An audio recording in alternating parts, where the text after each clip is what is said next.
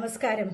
ഞാൻ പൂർണേന്ദു തിരുവാതിര ഗ്രൂപ്പിലെ അംഗമായ പ്രീത എളയടത്ത് മല്ലിശ്ശേരിയാണ്. ഇന്ന് ഞാൻ പരിചയപ്പെടുത്താൻ പോകുന്നത് പത്തനംതിട്ടയിലെ മാന്താനത്ത് പുതിയടത്തെ ദേവകി അന്തർജനത്തിനെ ആണ്. ആശ്ചര്യ ചൂടാമണി രചിച്ച ശക്തിഭദ്രന്റെ കാലത്തുള്ള ഗ്രന്ഥങ്ങളിൽ മാന്താനത്ത് ഇല്ലത്തിനെ കുറിച്ച് പരാമർശിച്ചിട്ടുണ്ടെന്ന് കാണാം. നമുക്ക് അന്നേ പ്രശസ്തമായ ഈ ഇല്ലത്തെ ഇപ്പോഴത്തെ ഏറ്റവും മുതിർന്ന അംഗമായ എഴുത്തിയോട് അവിടെ ധനുമാസത്തിലെ തിരുവാതിര ആഘോഷങ്ങളെ കുറിച്ച് ചോദിക്കാം. അമ്മയുടെ വാക്കുകളിലേക്ക്. ആദ്യം ഈ തിരുവാതിരയുടെ 7 ദിവസം മുമ്പ് മുതലാണ് തുടിച്ചുകൂടി തുടങ്ങുന്നത്. രാവിലെ എണീറ്റാൽ ഇവിടെ 6 അച്ചൻകോവിൽ 6 കുളിക്കാൻ കുളമല്ല. അവിടെ പോയി തുടിച്ച് കുളിച്ച് കയറി കഴിയുമ്പോൾ ഉണങ്ങിയ വസ്ത്രം കൊണ്ടുപോയിട്ടുണ്ടായിരിക്കും. അത് ഉടുത്ത് കഴിഞ്ഞ് അഷ്ടമംഗല്യം അപ്പൊ കൊണ്ടുപോയിണ്ടാവില്ലേ? അഷ്ടമംഗല്യ തട്ട് കൊണ്ടുപോകാറില്ല.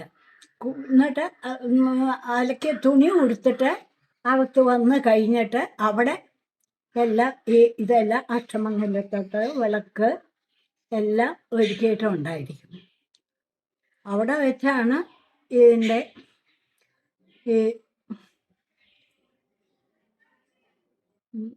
ഈ തിരുവാതിരയുടെ ആദ്യത്തെ തുടക്കമൊക്കെ 7 ദിവസം മുമ്പ് 7 ദിവസം മുമ്പേ തുടങ്ങും. വന്നു കഴിഞ്ഞാൽ നമ്മൾ കണ്ണെഴുതി അവിടെ ഒരുക്കിയിരിക്കുന്ന വിളക്ക് അഷ്ടമംഗല്യം.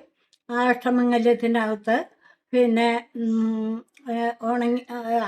അലക്കിയ തുണി 3 ചെപ്പിലായിട്ട്, 1 ചെപ്പില് കുങ്കുമം, 1 ചെപ്പില് അരി, 1 ചെപ്പില് നെല്ല്, ഇതെല്ലാം കൂടെ വെച്ച് പിന്നെ വാൽക്കണ്ണാടി, പിന്നെ കറുകമാല ഇതെല്ലാം വെച്ചിട്ടുണ്ടായിരിക്കും.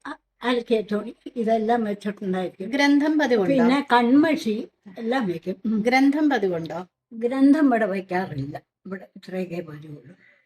അതിനകത്ത് പിന്നെ അവിടെ ചെന്ന് കുറിയിട്ട് കണ്ണെഴുതി ഒരുങ്ങിക്കഴിഞ്ഞിട്ട് പൂജ വയ്ക്കും. പിന്നെ വൈകുന്നേരമാണോ ഗണപതി? 7 ദിവസം മുമ്പ് മുതൽ അത്രേ ഉള്ളൂ. ഗണപതിയും സരസ്വതിയും ചവിട്ട. പിന്നെ മകയിലും വൈകുന്നേരം ഉള്ള സമയത്ത് സന്ധ്യക്കാണ് എട്ടങ്ങാടി. അത്രയും ദിവസം ഈ തുടിച്ചു കുളിയേ ഉള്ളൂ തിരുവാതിര ആഘോഷമായി. വൈകുന്നേരങ്ങളിൽ വിളക്ക് കൊളുത്തി ഇല്ലത്ത് ഉള്ളവരൊക്കെ കൂടെ കളിക്കില്ലേ? അത് ഗണപതിയും സരസ്വതിയും ഒക്കെ ചവിട്ടി അങ്ങനെ ഒരു പാട്ട് അത്രേ ഉള്ളൂ. വലിയ ആഘോഷമായിട്ടില്ല. വിളക്കിന് ചുറ്റും ഗണപതിയും സരസ്വതിയും ഒക്കെ ചവിട്ടി ഒരെണ്ണം. പിന്നെ ഈ മകയിരത്തിൻ്റെ അന്ന് സന്ധ്യക്ക് മകയിരം ഉള്ളപ്പോഴാണ് ശരിക്കുള്ള എട്ടങ്ങാടി പൂജ.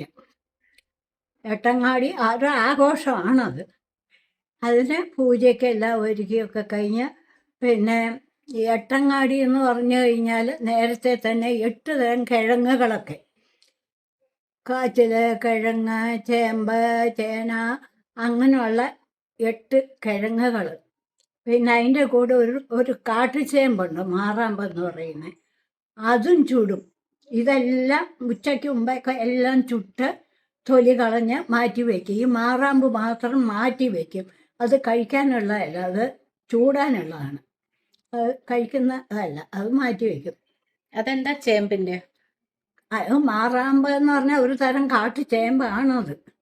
കാട്ടുചേമ്പ് തന്നെയാണ്, അതിൻ്റെ പേര് അങ്ങനെയാണെന്നേ ഉള്ളൂ. കഴിക്കുന്നത് അല്ലാതാനും ചൂടാനുള്ളതാണ്. അത് മാറ്റി വെച്ച് ബാക്കിയെല്ലാം കൂടെ ഒക്കെ ഒരുക്കി വെച്ചിരിക്കും. അതെല്ലാം കൂടെ കുറച്ച് ശർക്കരയും കുറച്ച് തേനും ഒഴിച്ചൊന്ന് വരട്ടി കുറച്ചൊരു മധുരമൊക്കെ ആക്കി അത് വയ്ക്കും.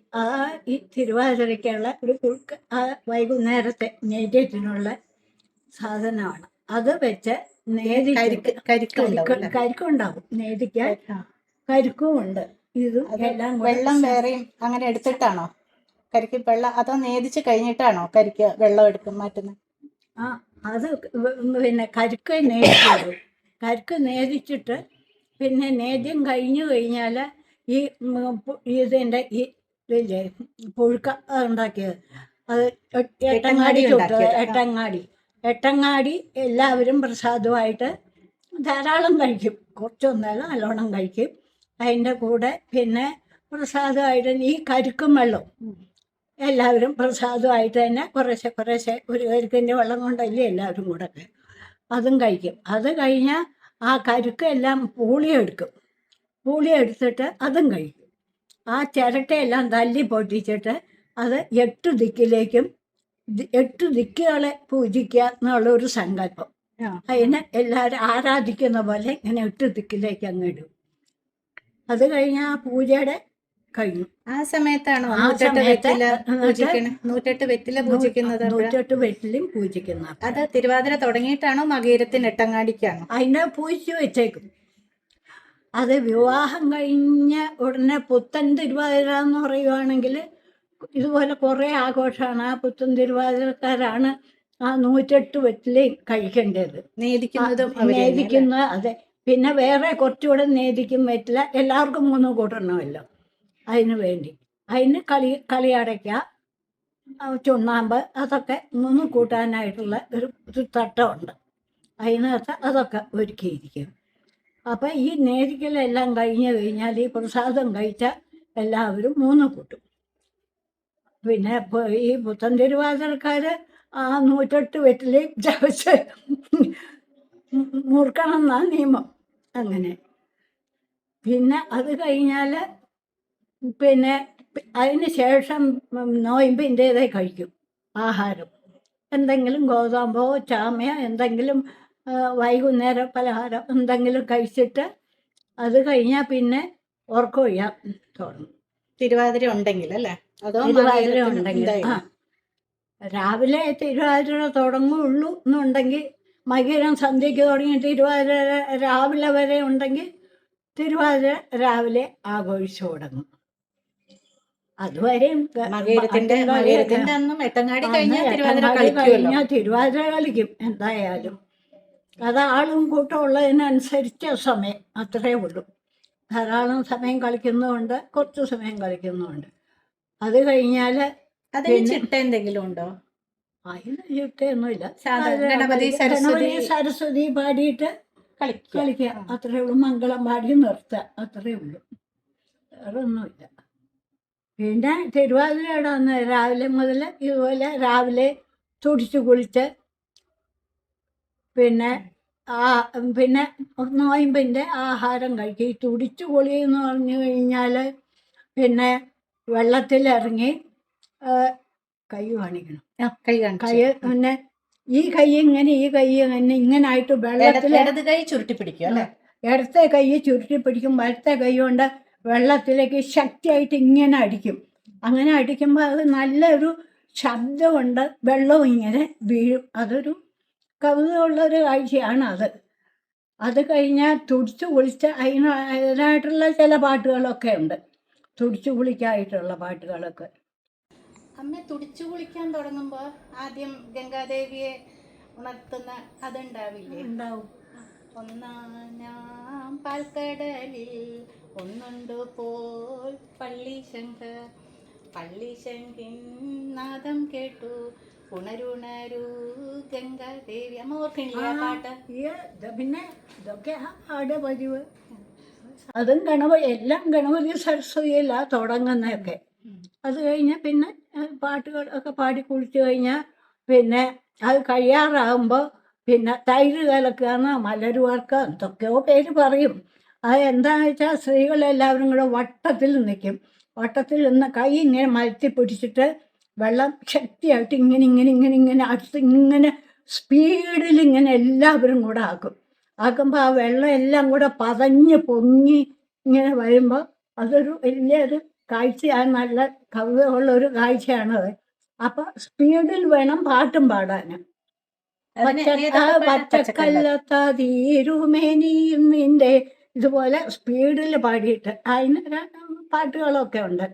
അതും പാടി കഴിഞ്ഞാൽ ആ തിരുവാതിര കുളിയുടെ പിന്നെ കരയ്ക്ക് കയറി ഇതുപോലെ കൊടിയൽക്ക് മുണ്ട കൊടുത്ത് 3 കൂട്ടി കണ്ണെഴുതി എല്ലാം കഴിഞ്ഞ് പിന്നെ അകത്ത് വന്ന് അങ്ങനെ കൂവപ്പായസം അന്ന് ഉണ്ടാക്കി. മുഴുവനും കൂവപ്പായസം ഉണ്ടാക്കി.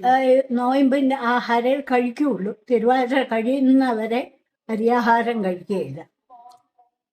അങ്ങനെ കുളിച്ച് രാത്രി വന്ന് ഒക്കൊഴിയേണ്ടി വെളുക്കുന്നവരെ തിരുവാതിര ഇവിടെ ഊഞ്ഞാലാട്ടം ഉണ്ടോ കുളി കഴിഞ്ഞ് വന്നാൽ? ഊഞ്ഞാലാടുന്നിടവും ഉണ്ട്, ഇല്ലാത്തടവും ഉണ്ട്. സാധാരണ ഊഞ്ഞാലാട്ടം അതിൻ്റെ ഒരു ഭാഗമാണ്. ചിലർക്ക് ഊഞ്ഞാല് കാണും, എന്നാലും അതിൻ്റെ ഒരു ഭാഗമാണത്. അതിനും പാട്ടുണ്ട്. ഒന്നേനൊന്നേ പോലോ മനയായി പിറന്നാൻ ഉണ്ണി എന്നൊക്കെ പാട്ടുകളും ഉണ്ട്. ഊഞ്ഞാലാട്ടത്തിന് പ്രത്യേക പാട്ടുകളും ഒക്കെ ഉണ്ട്.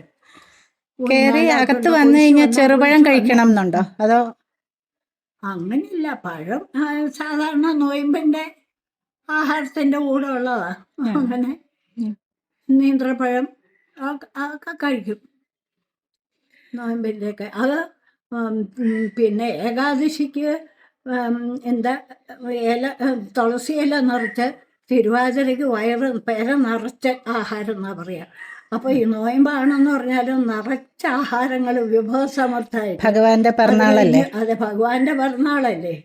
അടുത്തുള്ളവരെല്ലാം കൂടുവോ ആ സമയത്ത്? ഇപ്പൊ അന്തർജനങ്ങൾ മാത്രമല്ലാതെ എല്ലാവരും കൂടില്ലേ? അടുത്തുള്ളവരും താല്പര്യമുള്ളവരൊക്കെ കൂടും. അത് വളരെ വളരെ ഒരാഘോഷം. അത് ഉറക്കമൊഴിച്ചാലും വെളുക്കുന്നവരെ കളിച്ചാലും ഒന്നും ആർക്കും ഒരു ക്ഷീണവും തോന്നുന്നില്ല.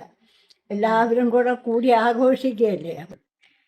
ഏതായാലും വളരെ നല്ലൊരു ആഘോഷമാണ്. പക്ഷെ ഇപ്പോഴത്തെ കാലാവസ്ഥയ്ക്ക് സ്ത്രീകൾക്കൊക്കെ അങ്ങനെ പങ്കുകൊള്ളാൻ പറ്റുകയില്ല. എല്ലാ കാലം മാറിയല്ല, എല്ലാവരും മറ്റു ധൃതികളിലൊക്കെ ആയതുകൊണ്ട് ഇപ്പം എവിടെയൊക്കെ ഇങ്ങനെ ആഘോഷിക്കുന്നു എന്ന് അറിഞ്ഞുകൂടാ. ഏതായാലും സന്തോഷമുള്ളൊരു സമയമാണ് ഈ തിരുവാതിര ആഘോഷ സമയം.